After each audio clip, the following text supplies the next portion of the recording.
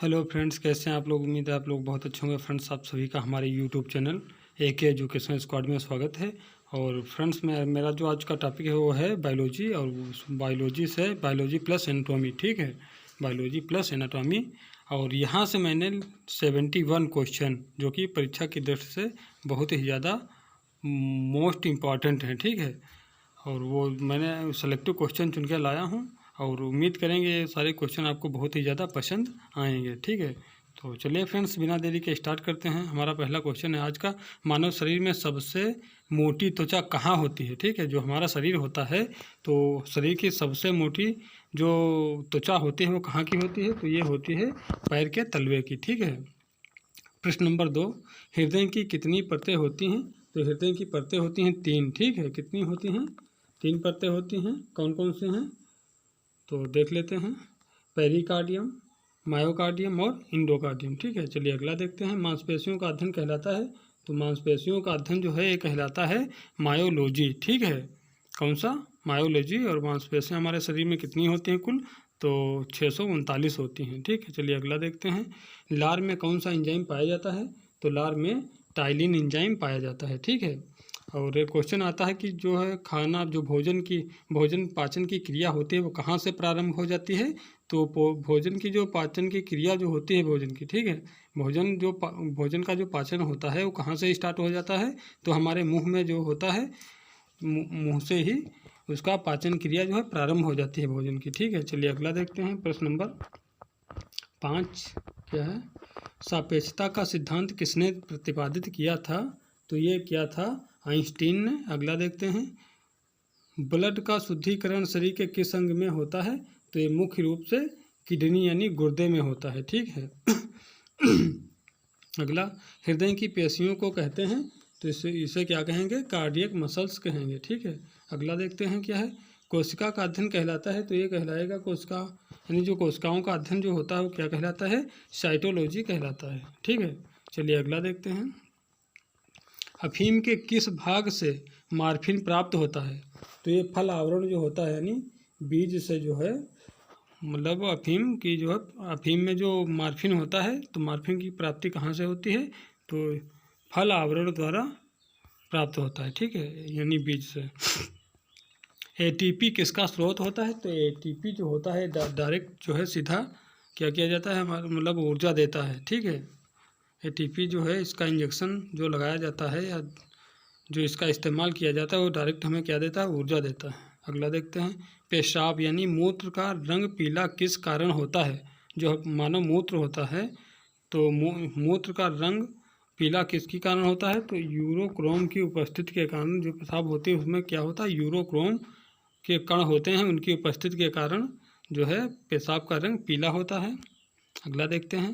प्रश्न नंबर 12, मानव शरीर में पसलियों की संख्या होती है, तो ये 12 जोड़ी कहिए या 24, कुल टोटल 24 कहिए या 12 जोड़ी कहिए।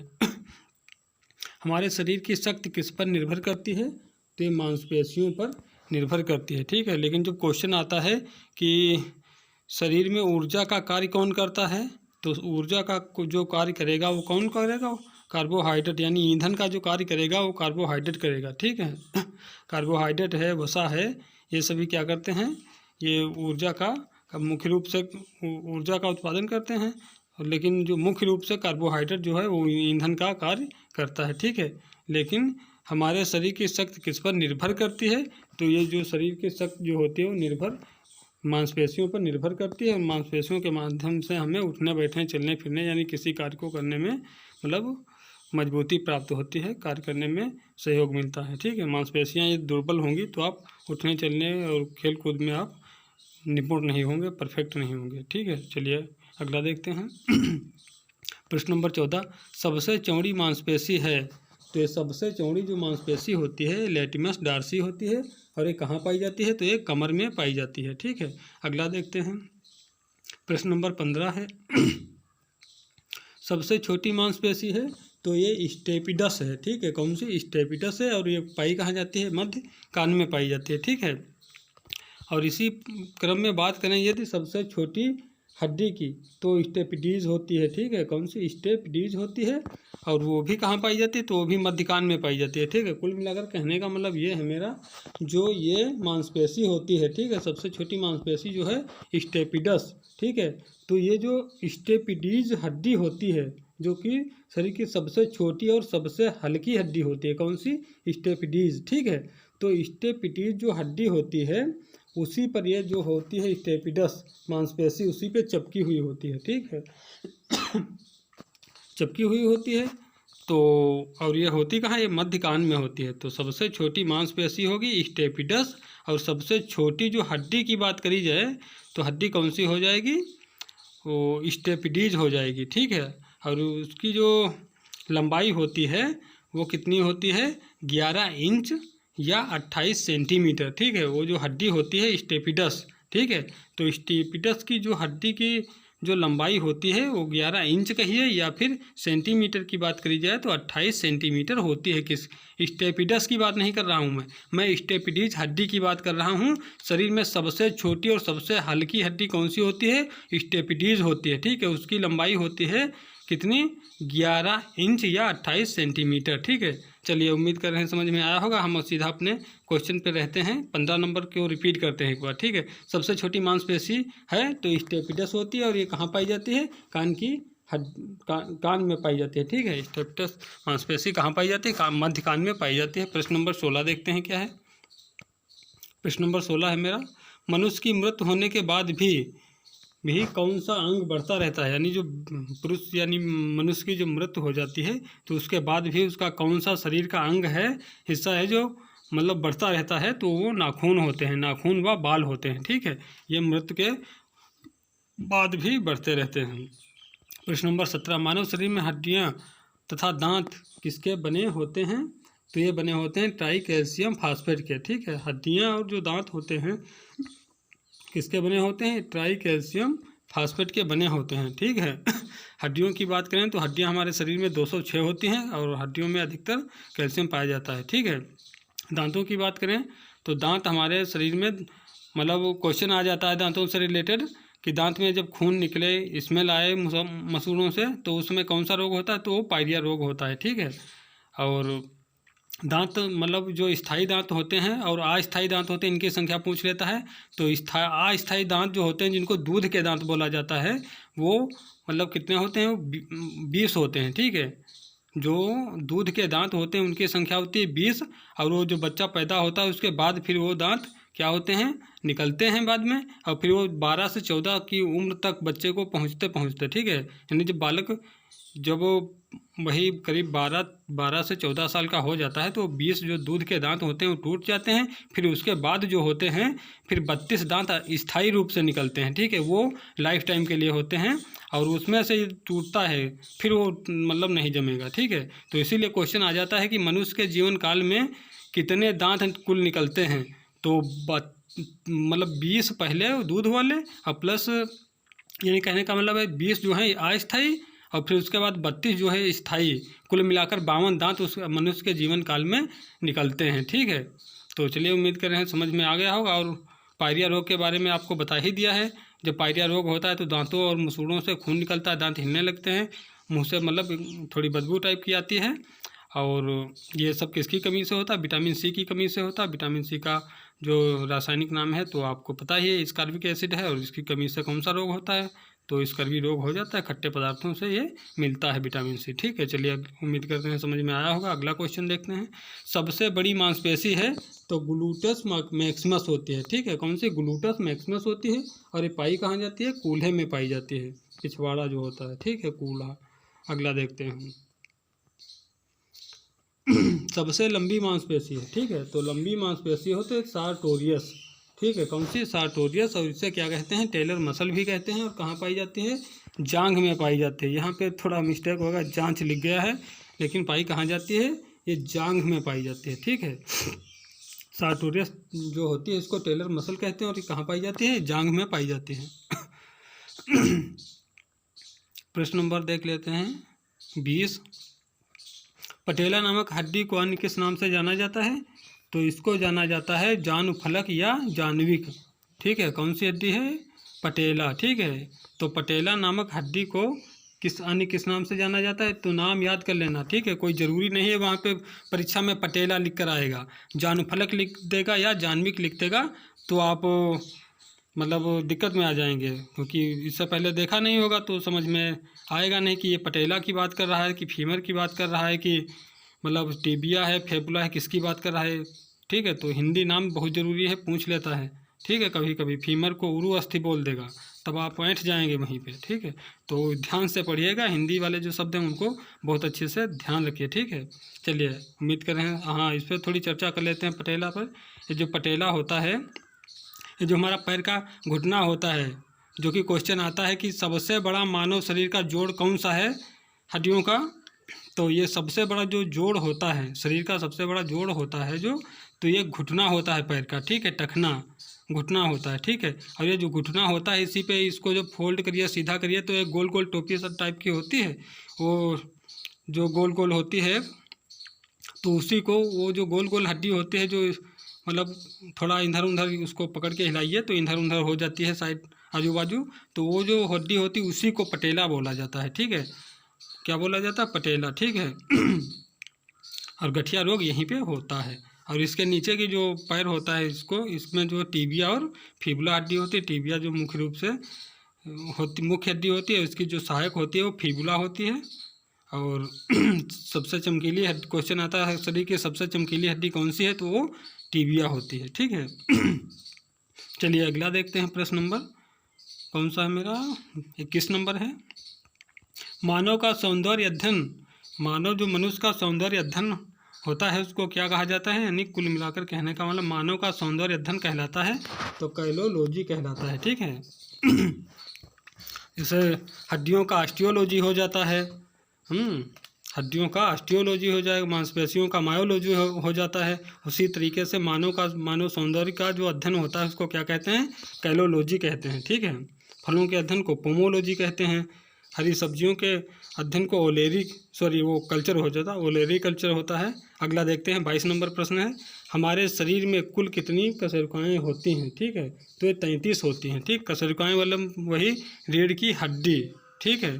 तो हमारे शरीर में कुल कितनी कशेरुकाएँ खंड यानी रीढ़ की हड्डियाँ पाई जाती हैं तो 33 पाई जाती हैं, ठीक है। अब यहाँ पे थोड़ा कन्फ्यूजन रहता है बच्चों को, ये दूर कर देता हूँ मैं।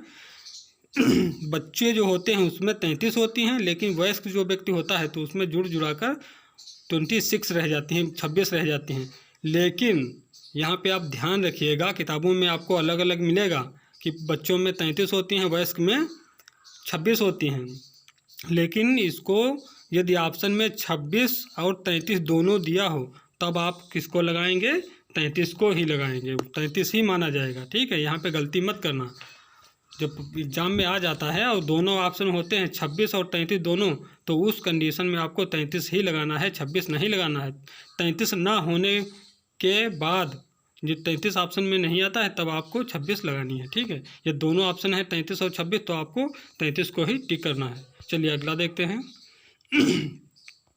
प्राणवायु किस गैस को कहा जाता है, तो ये कहा जाता है ऑक्सीजन को, ठीक है। प्राणदायी या प्राणवायु प्राणवायु किस गैस को कहा जाता है, तो ऑक्सीजन को कहा जाता है। प्रश्न नंबर 24, एड्स के विषाणु मनुष्य के शरीर में किसे नष्ट कर देते हैं, ठीक। जो एड्स होता है उसका जो विषाणु होते हैं, ठीक है, एड्स के विषाणु जो है मनुष्य के शरीर में किसे नष्ट करते हैं, तो हमारे शरीर में जो एड्स के विषाणु होते हैं वो लिम्फोसाइट को नष्ट कर देते हैं, ठीक है। किसको, लिम्फोसाइट को नष्ट कर देते हैं। प्रश्न नंबर 25, मानव शरीर की सबसे लंबी कोशिका है, तो ये न्यूरॉन होती है, जो कि तंत्रिका तंत्र में पाई जाती है, न्यूरॉन, ठीक है।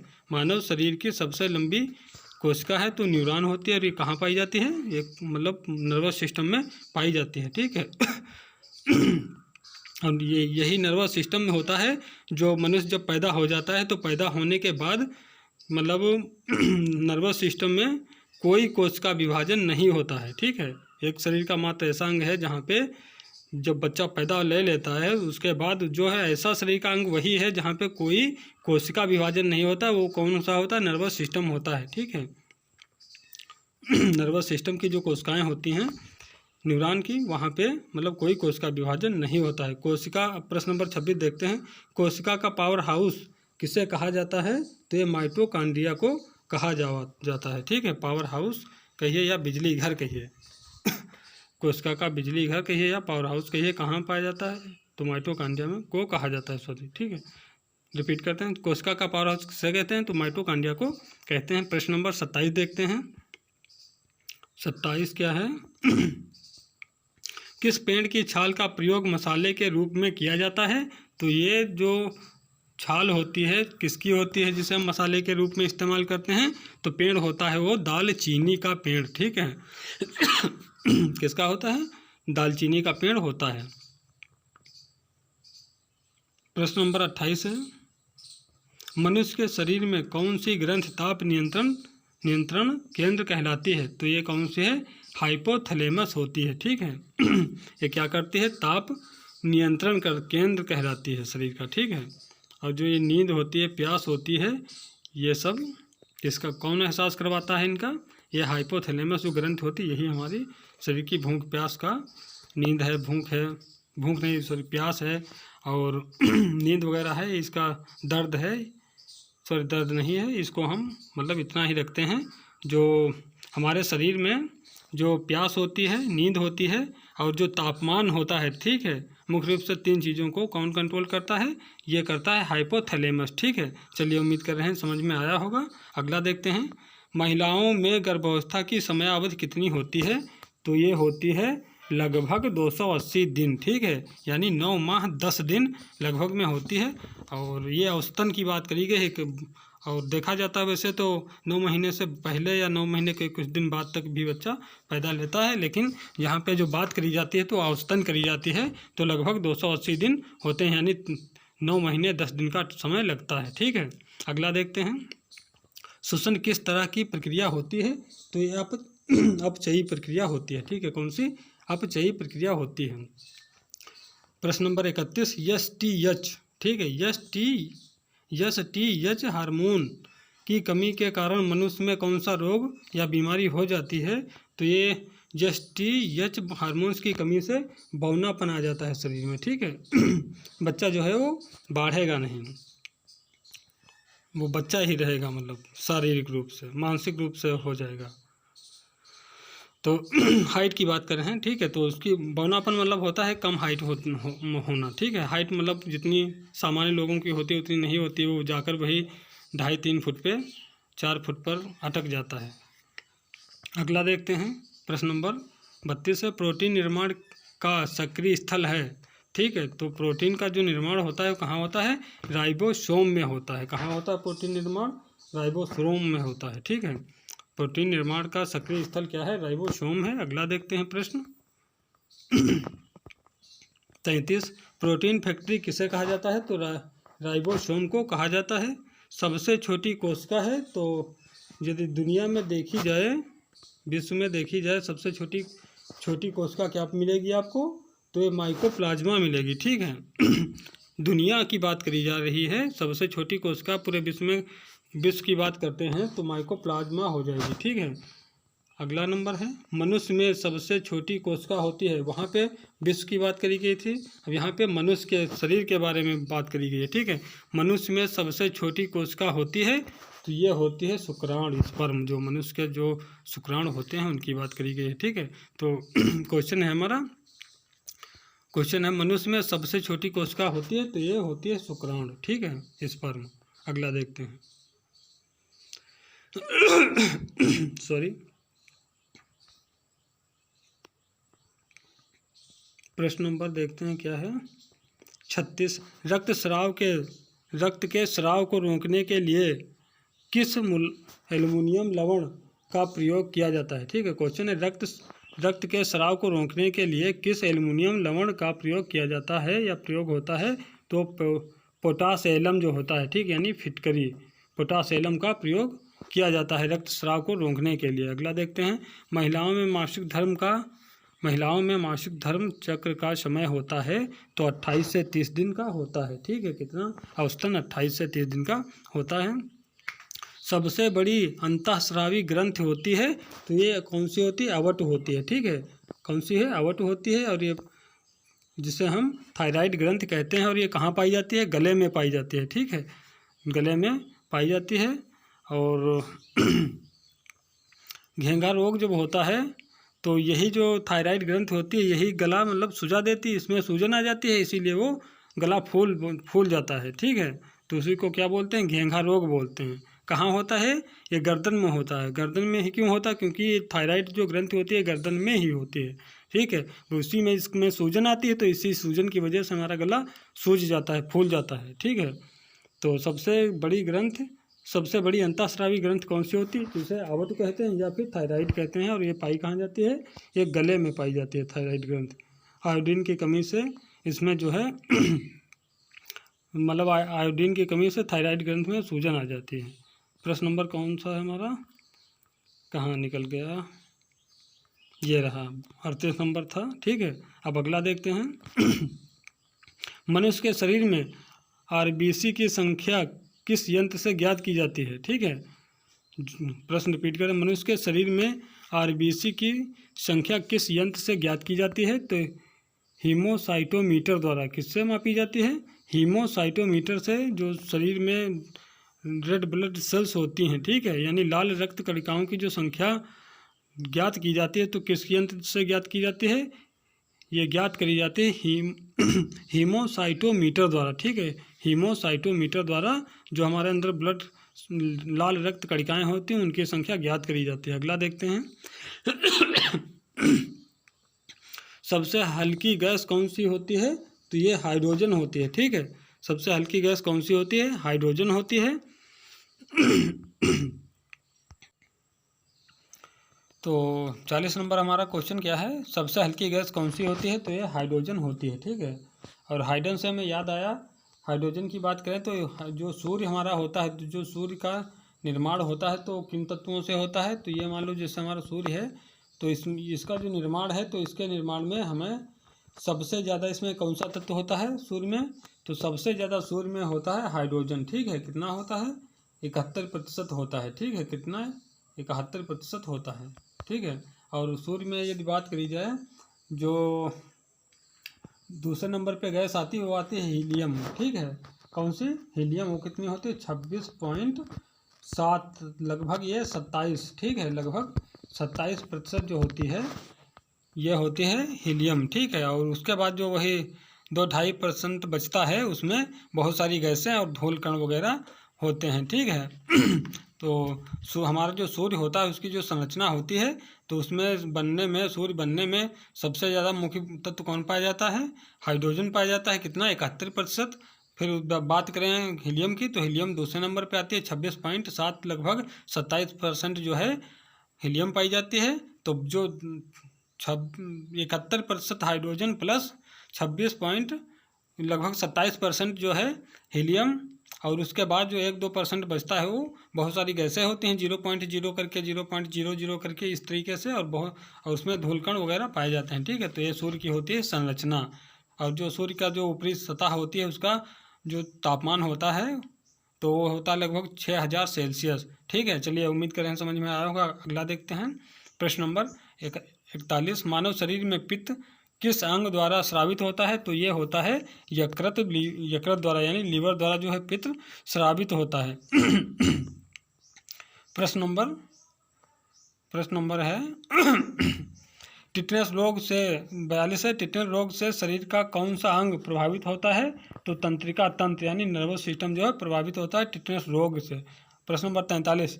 टाइफाइड रोग से शरीर का कौन सा अंग प्रभावित होता है, तो ये आंत होती है, ठीक है। टाइफाइड जब बुखार आता है तो किसको प्रभावित करता है, ये करता है आंत को। अगला, मछलियों के यकृत के तेल में, मछली में नहीं, ठीक है, मछली में नहीं, मछलियों के यकृत के तेल में कौन सा विटामिन पाया जाता है, तो इसमें विटामिन ए और डी दोनों पाए जाते हैं, ठीक है। प्रचुर मात्रा में ए पाया जाता है और विटामिन डी भी पाया जाता है, ठीक है। विटामिन ए का रासायनिक नाम होता है क्या, रेटिनॉल, और विटामिन डी का कैल्सीफेरॉल। विटामिन ए की कमी से रतौंधी होता है, जो कि दिन में दिखता है, रात में नहीं दिखता है, ठीक है। और विटामिन डी का रासायनिक नाम है क्या, कैल्सीफेरॉल, ठीक है। अगला देखते हैं। और विटामिन डी जो है वो सूर्य द्वारा मिलता है। विटामिन ए जो है ये हमें पपीता और गाजर और इसी तरीके से जो तत्व होते हैं उनसे मिलता है। मुख्य रूप से पपीता और गाजर में मिलता है। विटामिन डी जो मिलता है वो सूर्य की रोशनी जो प्रातःकाल होती है उसमें मिलता है। अगला देखते हैं एलपीजी में किस गैस की उपस्थिति के कारण उसके लीकेज होने का पता चलता है। ठीक है, जो एलपीजी घरेलू गैस सिलेंडर होता है, एलपीजी गैस जो होती है उसमें किसकी उपस्थिति होती है जो हमें पता चल जाता है कि इसमें लीकेज हो रहा है। ठीक है, तो एथाइल मार्केप्टन जो होता है ये गैस मिलाई जाती है। कौन सी? एथाइल मार्केप्टन ये मिला देते हैं तो इसकी वजह से वो हमें दुर्गंध जो होती है उसका पता चल जाता है। ठीक है, और एलपीजी का मतलब होता है कि फुल फॉर्म क्या हो जाता है? Liquid petroleum gas. ठीक है, यल से क्या हो जाएगा? लिक्विड, पी से पेट्रोलियम और जी से गैस, यानी लिक्विड पेट्रोलियम गैस हो जाता है। ठीक है, अगला देखते हैं। और आपने हमें कमेंट में बताना है कि एलपीजी गैस सिलेंडर जो होता है उसमें किन किन गैसों का मिश्रण भरा होता है। ठीक है, ये चीज़ आपने हमें कमेंट में बतानी है। ठीक है, चलिए अगला देखते हैं। कौन सा हार्मोन्स श्रीदेवी को नियंत्रित करता है? ये क्या हो गया क्वेश्चन? ये तो मिस्टेक हो गया है। ये हमारा क्वेश्चन जो है मिस्टेक हो गया है। कौन सा हार्मोन्स, ये थोड़ा मिस्टेक हो गया है यहाँ पे, आप इसको छोड़ दीजिए। ठीक है, क्योंकि गलत पढ़ाने का कोई मतलब नहीं बनता है। ठीक है,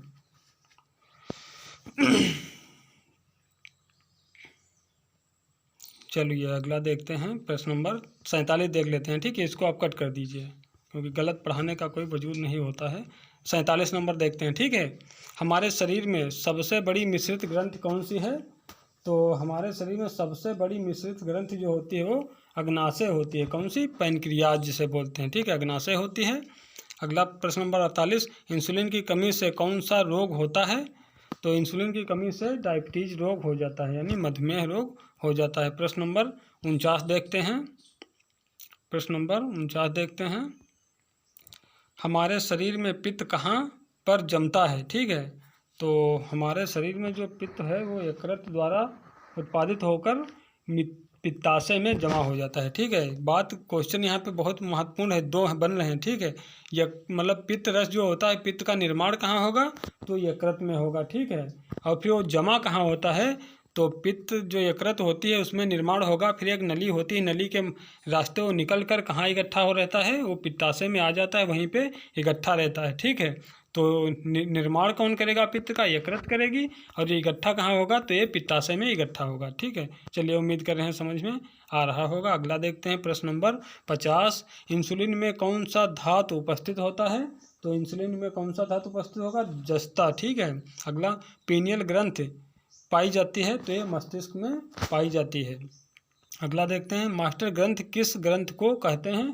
तो ये कहते हैं इसको पीयूष ग्रंथ को। ठीक है, पीयूष ग्रंथ या पिट्यूटरी ग्रंथ को कहते हैं, और ये कहाँ पाई जाती है? मस्तिष्क में पाई जाती है। ठीक है, और जो इसका वजन होता है 0.6 ग्राम होता है। ठीक है, कितना होता है? 0.6 ग्राम, या और यदि इसकी बात करें 0.02 जो है आउंस होता है।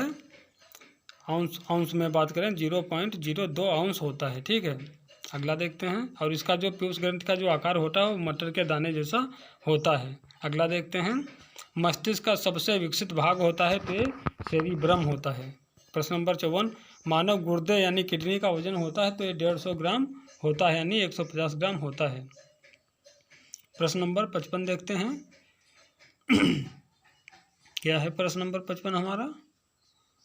प्रश्न नंबर 55 है, डीएनए की द्विगुणी कुंडली यानी डबल हेलिक्स मॉडल का सर्वप्रथम पता किसने लगाया था? तो वाटसन एवं क्रिक ने लगाया था। ठीक है, किसने लगाया था? वाटसन एवं क्रिक ने लगाया था। अगला है, आरएनए कहाँ पाया जाता है? तो ये जीवित वो कोशिका द्रव्य में पाया जाता है। आरएनए जो होता है कहाँ पाया जाता है? तो ये पाया जाता है कोशिका द्रव्य में। और आरएनए का फुल फॉर्म क्या होता है? राइबोन्यूक्लिक एसिड होता है। ठीक है, प्रश्न नंबर 57 देखते हैं। मानव मस्तिष्क में कुल कितने निलय होते हैं? तो ये मस्तिष्क की बात करी जाती है, हृदय की नहीं करी जा रही है, ठीक है। मानव मस्तिष्क में कुल कितने निलय होते हैं? तो 4 होते हैं। हीमोग्लोबिन एक प्रकार का क्या है? तो हीमोग्लोबिन एक प्रकार का प्रोटीन है, ठीक है। प्रश्न नंबर 59 देखते हैं। रक्त के शुद्धिकरण की प्रक्रिया को क्या कहते हैं? तो इसको डायलिसिस कहते हैं। और डायलिसिस प्रक्रिया कब करी जाती है? जब किडनी हमारी जो होती है वो अपना कार्य करने में असफल हो जाती है, ठीक है। जो किडनी हमारी है वो अपना कार्य करने में असफल हो जाती है, तो उस कंडीशन में जो है हमारे ब्लड में बहुत सारे अपशिष्ट पदार्थ यानी अनावश्यक तत्व जो है उपस्थित हो जाते हैं, बाहर नहीं निकल पाते हैं। तो उन्हीं तत्वों को मतलब कम करने के लिए, उनका सफाया करने के लिए क्या किया जाता है? रक्त का शुद्धिकरण किया जाता है, ताकि जो अनावश्यक तत्व ब्लड में हो जाते हैं अपशिष्ट पदार्थ, तो उनको मतलब शरीर से बाहर निकाला जाए, ठीक है। तो इसी प्रक्रिया को ब्लड का शुद्धिकरण कहते हैं, ठीक है। डायलिसिस प्रक्रिया को क्या कहते हैं? रक्त का शुद्धिकरण करना डायलिसिस प्रक्रिया कहलाती है, ठीक है। चलिए अगला देखते हैं। शरीर की वह कौन सी ग्रंथि है जो एक साथ अंतःस्रावी और बहिःस्रावी दोनों कार्य करती है? ठीक है, तो वो कौन सी हो जाएगी? वो अग्नाशय हो जाएगी, ठीक है। अग्नाशय को कहते क्या हैं? पैनक्रियाज कहते हैं। हमारे शरीर में अस्टियोसाइट, ठीक है, हमारे शरीर में अस्टियोसाइट कहाँ पाए जाते हैं? तो ये हड्डियों में पाए जाते हैं, ठीक है। कहाँ पाए जाते हैं? हड्डियों में पाए जाते हैं। प्रश्न नंबर 62 है। तंबाकू में कौन सा तत्व पाया जाता है? तो ये निकोटीन पाया जाता है, ठीक है। निकोटीन, मुख्य रूप से निकोटीन पाया जाता है, और इसके साथ में लगभग 60 प्रकार के यानी 60 तरह के विषैले पदार्थ पाए जाते हैं, ठीक है। तो बात करें निकोटीन की, तो निकोटीन जो है ये शरीर को हमारे बहुत नुकसान करता है। और जब हम तंबाकू का सेवन करते हैं यानी पान, पुड़िया, गुटखा, सिगरेट का, तो ये जो निकोटीन होता है ये हमारे ब्लड में जाकर मतलब ब्लड के रास्ते जाकर और जो हमारे फेफड़े होते हैं वहाँ तक ये पहुँचता है। और फिर ये एक मतलब वो क्या बोलते हैं, टार, ठीक है। क्या बोलते हैं? टार यानी कार्बनिक रासायनिक कार्बन जो होता है, कार्बनिक रसायन जो होता है, कार्बनिक टार को क्या बोलते हैं? कार्बनिक रसायन बोलते हैं, ठीक है। तो जाकर ये हमारे जो फेफड़े होते हैं उन पर एक परत जमा देता है, ठीक है। तो वहाँ से फिर क्या करता है? वहाँ से ऑक्सीजन के लेवल को कम करने लगता है और कार्बन डाइऑक्साइड की मात्रा बढ़ा देता है, जिससे हमें फेफड़े सांस लेने में इस तरीके से दिक्कत बढ़ जाती है, ठीक है। तो कुल मिलाकर तंबाकू जो है स्वास्थ्य के लिए बहुत हानिकारक होती है। और क्वेश्चन जो हमारा आता है तंबाकू में कौन सा तत्व पाया जाता है? तो वो पाया जाता है निकोटीन, ठीक है। निकोटीन के साथ में लगभग 60 प्रकार के विषैले पदार्थ होते हैं, लेकिन आपको किससे मतलब है? निकोटीन से मतलब है। आपका आंसर क्या है? निकोटीन है, ठीक है। क्वेश्चन पूछेगा तंबाकू में कौन सा तत्व पाया जाता है, तो सिर्फ आप निकोटीन को लगा देना। ये 60 प्रकार के विषैले पदार्थ की आपकी जानकारी के लिए थे, ठीक है। चलिए उम्मीद कर रहे हैं समझ में आ रहे होंगे। अगला देखते हैं। शरीर में वसा कहाँ जमा होती है? तो ये वसा ऊतक में जमा होती है। अगला है, वायुमंडल में ऑक्सीजन की मात्रा कितनी होती है? तो ये 21% होती है, ठीक है। कितनी होती है? 21% होती है वायुमंडल में ऑक्सीजन की मात्रा। और बात करी जाए कि वायुमंडल में सबसे अधिक मात्रा में कौन सी गैस होती है? तो ये होती है 78%। कौन सी? नाइट्रोजन, ठीक है। कौन सी? नाइट्रोजन होती है 78%, ठीक है। और फिर इसके बाद कौन सी होती है? ये होती है ऑक्सीजन, ठीक है। ऑक्सीजन होती है कितनी? 21%। और फिर उसके बाद होती है CO2। ये कितनी होती है? CO2 कितनी होती है? ये होती है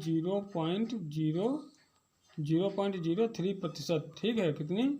0.03% होती है, ठीक है। कितनी? नाइट्रोजन 78, ऑक्सीजन 21, और जो कार्बन डाइऑक्साइड होती है वो 0.03% होती है, ठीक है। तो अब यहाँ पे थोड़ा और क्लियर कर, जब हम सांस लेते हैं तो नाइट्रोजन जो होती है वो जो जितनी लेते हैं उतनी बाहर छोड़ देते हैं, यानी 78% अंदर करते हैं तो 78% हम बाहर छोड़ देते हैं, ठीक है। ऑक्सीजन की बात करें, इसको लेते हैं तो 21% है ग्रहण, 21% करते हैं, लेकिन जब बाहर निकालते हैं तो ये 17% रह जाती है, ठीक है।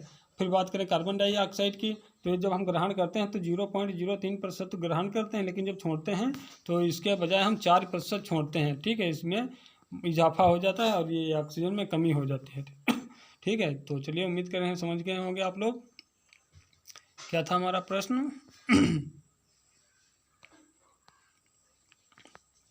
प्रश्न हमारा था 64 नंबर, ठीक है। ये 64 वाला था।